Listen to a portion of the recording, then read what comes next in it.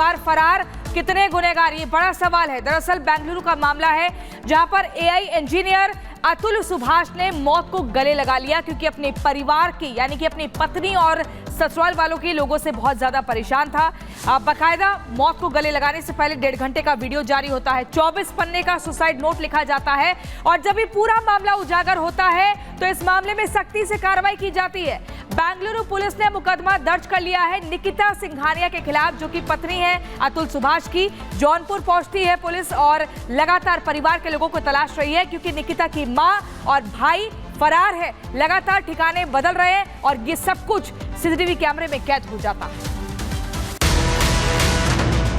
जौनपुर के मजिस्ट्रेट पर भरोसा नहीं है जिस पर मेरा बेटा भाई नेम उसने पे लिखा है। यदि कोई भी कानून की धारा बची हो या नहीं बनानी हो, मेरे को और मेरे परिवार को, मेरे पोते को दे दिया।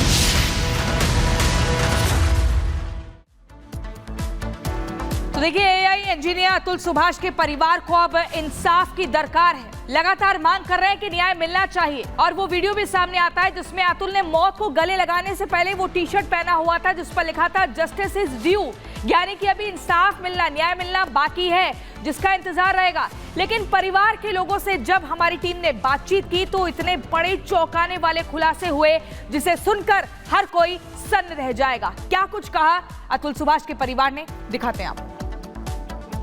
पवन मोदी जी, कल से मैं देख रहा हूं, आपकी पत्नी भी आई, कल एयरपोर्ट पर जो देखा हमने बेहोश हो गई, बड़ा हृदय विदारक था।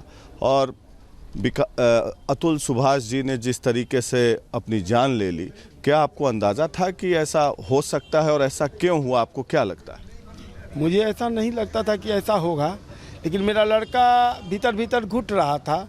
इस न्याय प्रणाली से इतना टूट चुका था, वहाँ के भ्रष्टाचार को देख के, वहाँ की सिस्टम को देख के, कि उसको ऐसा फैसला लेना पड़ा। इसलिए वो 2-3 महीना पहले से इस बात को सोच लिया था कि मुझे आवाज़ उठाना है। और कैसे आवाज़ उठाना है, जैसे भगत सिंह ने शहीद होकर के पूरे राष्ट्र को जगाया और आज़ादी मिली, उसी तरीके से उसने भी अपने आप को फांसी पर चढ़ा के राष्ट्र को एक संदेश दिया है।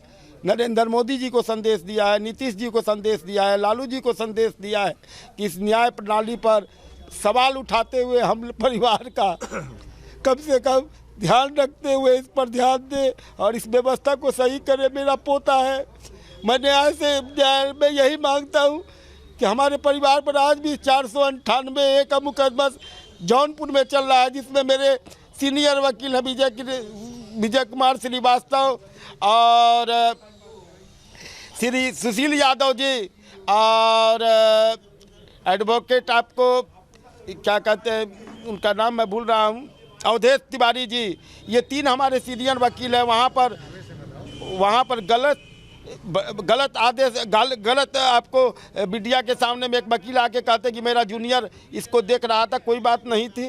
20 से 40 हज़ार रुपया मीडिएशन का फिक्स हुआ तो कोई बात नहीं थी। आप जाते उसके अपील में, मेरा बेटा तो गया था अपील में। हाई कोर्ट का क्या सिस्टम है, आप लोग इसकी जानकारी लें कि वहाँ का हाई कोर्ट का यही सिस्टम है कि जौनपुर से माने इलाहाबाद जाने की दूरी है 150 किलोमीटर। यदि कोई आदमी अपील में जाता है तो उसको 5,000 से 50,000 तक एक दिन का खर्चा बियर करना पड़ेगा, नहीं तो वो जा ही नहीं सकता है अपील में। क्या सोच के देखिए, गरीब आदमी इस पैसा को दे सकता है जो 40। आप लोगों ने फैमिली से मीडिएट करने की कोशिश की कभी? और जैसा कि मैंने वीडियो में देखा, उन्होंने कहा कि कभी भी फैमिली से बात करें तो वीडियो रिकॉर्डिंग हो, अकेले ना जाए, तरह तरह के आरोप लगाए जा सकते हैं आप लोग पर, तो इस तरह का भी डर था? हम लोग को डर इस बात का था कि हम वो तो कोर्ट में बोलबे किए थे कि 1 करोड़ रुपया दीजिएगा तो हो जाएगा मीडिएशन ख़त्म। उसके बाद कुछ दिन के बाद वो कही कि जो 3 करोड़ दोगे तब होगा। ये जानना चाहता हूं पवन जी कि ये बताइए कि कानूनी कार्रवाई आप आगे किस प्रक्रिया के रूप में ले जाना चाहते हैं, क्या अपेक्षा रखते हैं? हम तो अपेक्षा रखते हैं कि हमको न्याय मिलना चाहिए और कोई अपेक्षा हमारी नहीं है। जो दोषी है उसको सजा मिलनी चाहिए। लड़ाई को लड़िएगा? हम लड़ेंगे अंतिम। किस रूप में? जब तक न्याय नहीं मिलेगा उसकी अस्थि हम विसर्जन नहीं कर पाएंगे। उसकी अंतिम इच्छा को तो हम पूरी करेंगे। उसने तो अमेरिका के राष्ट्रपति को भी मेल लिखा है, वहाँ से भी इसके पास मीडिया वाले का फ़ोन आया अमेरिका से। भारत में अमेरिका के राष्ट्रपति का क्या काम है? वो तो हमारा लड़का जानेगा ना। वो इतना पढ़ा लिखा इंसान था कि उसकी को देश को ज़रूरत थी उसकी। वो रिसर्च मैन था, वो छोटा मोटा कोई इंजीनियर नहीं था। वो अपने आप में पढ़ करके उतना दूर गया था ना, तो उसको तो जानकारी थी कि यहाँ पर यदि वहाँ पर हम देंगे तो वहाँ से भी तो कुछ नरेंद्र मोदी जी को भी तो कुछ वहाँ से आश्वासन मिले कि भाई आप इसको क्यों नहीं न्याय प्रणाली को आप देख रहे हो।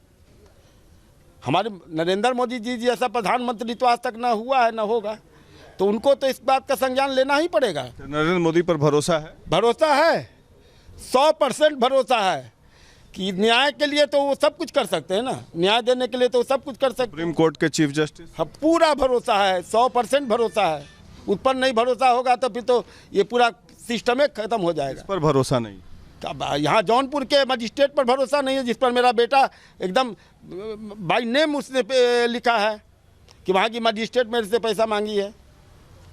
और बच्चे की कस्टडी की बार बार आप गुहार लगाते हैं, ये क्या मानते हैं? आप सोच के देखिए कि एक दादा दादी को अपने पोते से कितना प्रेम होगा। मैं आज तक अपने पोते को गोदी में नहीं लिया, अब आप इसकी गुहार की बात कहते हैं। यदि कोई भी कानून की धारा बची हो या नहीं बनानी हो तो मेरे को और मेरे परिवार को, मेरे पोते को दे दिया जाए। अतुल सुभाष जी ने भी वो गुहार लगाई है, वीडियो में हमने देखा है कि वो ख्याल नहीं। यही आप लोग से निवेदन है कि ये आवाज़ को आप पहुंचा दें ऊपर तक,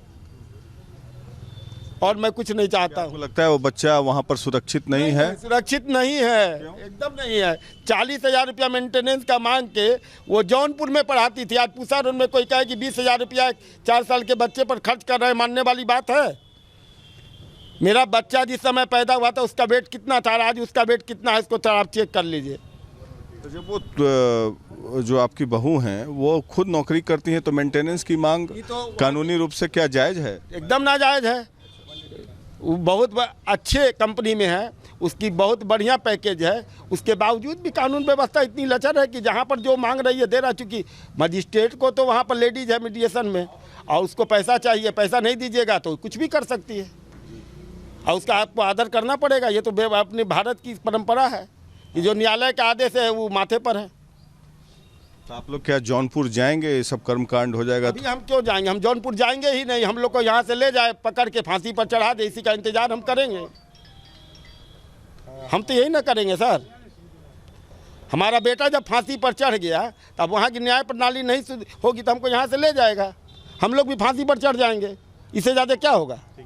अस्थि कलश आप लेकर आए हैं और उनकी इच्छा है कि जब तक न्याय न मिले अस्थि कलश को प्रवाहित न किया जाए किसी नदी में या कहीं भी पुण्य स्थल पर।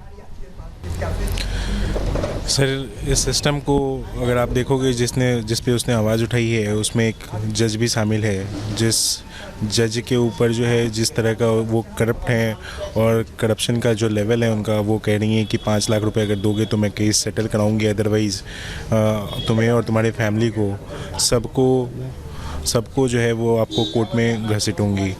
तो अगर सिस्टम ऐसा है, जस्टिस देने वाले लोग अगर ऐसे हैं तो कानून व्यवस्था से तो बिल्कुल जहां हम जस्टिस की उम्मीद करते हैं वो ख़त्म हो जानी चाहिए।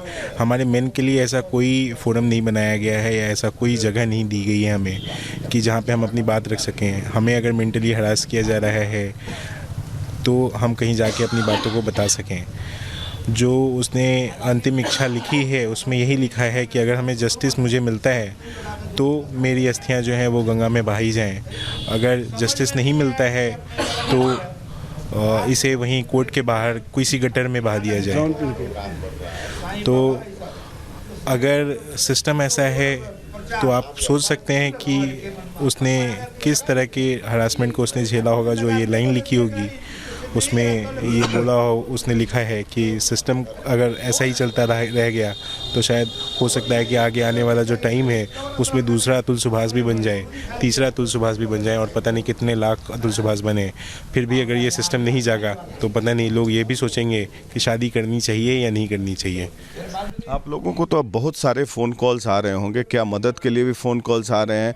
क्या आपने सुप्रीम कोर्ट के चीफ जस्टिस को भी पत्र लिखा है इस घटना के बाद कि इस पर कोई कार्रवाई होनी चाहिए? क्योंकि देश के न्यायिक व्यवस्था पर ये सवाल उठ रहा है और तमाम तरह के सवाल उठ रहे हैं पूरे समाज में। सर, मेरे भाई ने खुद ही सुप्रीम कोर्ट ऑफ इंडिया को मेल लिखे हैं, इसके अलावा प्रेसिडेंट ऑफ इंडिया को भी मेल लिखे हैं।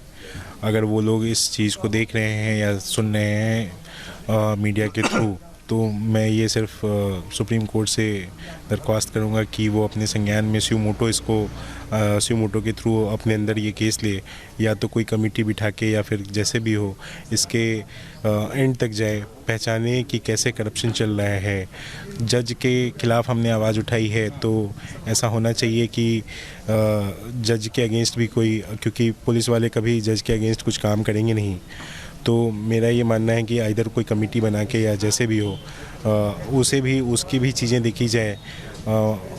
मैं तो करप्शन में अगर चीज़ें हैं तो मैं ये मानता हूँ कि जितनी इनकम वो शो करती हैं उससे ज़्यादा उनके पास एसेट्स मिलेंगे, तो इस तरह से भी चीज़ें देखी जानी चाहिए।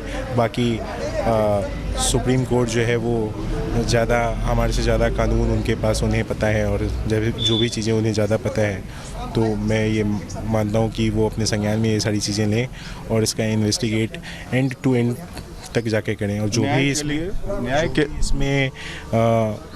भी इसमें जिम्मेदार है उसको कड़ी से कड़ी सज़ा दी जानी चाहिए। आप लोगों ने एफआईआर किया है कई लोगों के खिलाफ, और न्याय के लिए, जैसा कि आप लिखे हुए जस्टिस इज ड्यू, न्याय के लिए आगे की प्रक्रिया आप क्या अपनाएंगे? क्योंकि अभी तो कर्मकांड वगैरह चल रहा है, उसके बाद आगे की प्रक्रिया क्या अपनाएंगे और क्या अपेक्षाएं रखते हैं पूरे सिस्टम से, या देश की सरकार हो, राज्य की सरकार हो, न्यायालय व्यवस्था हो, सुप्रीम कोर्ट हो, और किसी लोगों का इंटरवेंशन आप चाहते हैं?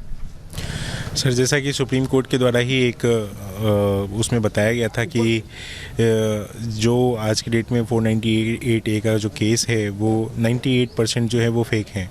तो अगर सुप्रीम कोर्ट के पास है तो गवर्नमेंट ऑफ इंडिया क्या कर रही है, इस पर क्या एक्शन ले रही हैं, ये मेरा एक क्वेश्चन है। गवर्नमेंट ऑफ इंडिया अगर इस चीज़ पे अगर एक्शन नहीं ले रही है तो शायद हो सकता है आगे आने वाला टाइम जो है वो दूसरा अतुल सुभाष या लाखों अतुल सुभाष बन जाए, जिनको सुसाइड करने पे मजबूर होना पड़े। मेरे भाई के ऊपर भी आप देखोगे, उसने बताया है कितने फेक केसेस उसके ऊपर अलग अलग एक्ट्स के अंदर में फाइल किए हैं। उस एक्ट्स में ऐसे प्रोविजंस हैं कि अगर आपने एक केस को किसी ऑर्डर के द्वारा किसी ने खारिज कर दिया कोर्ट ने, तो टाइम के अकॉर्डिंग आप दोबारा उस केस को फाइल कर सकते हो, दोबारा आपके ऊपर ट्रायल होगा, दोबारा सारी चीज़ें आपको फिर से करनी पड़ेगी। किन के खिलाफ आप कार्रवाई की मांग कर रहे हैं, जो एफआईआर किया है? हम जो एफआईआर किए हैं और जो भाई ने मेरे वीडियो बनाई हैं 80 मिनट्स की, वो पब्लिक में हैं, और हम ये चाहते हैं कि जितने लोगों को उसने दोषी ठहराए हैं हर के खिलाफ एक्शन हो और हर के खिलाफ जो है वो न्यायिक कार्रवाई की जाए।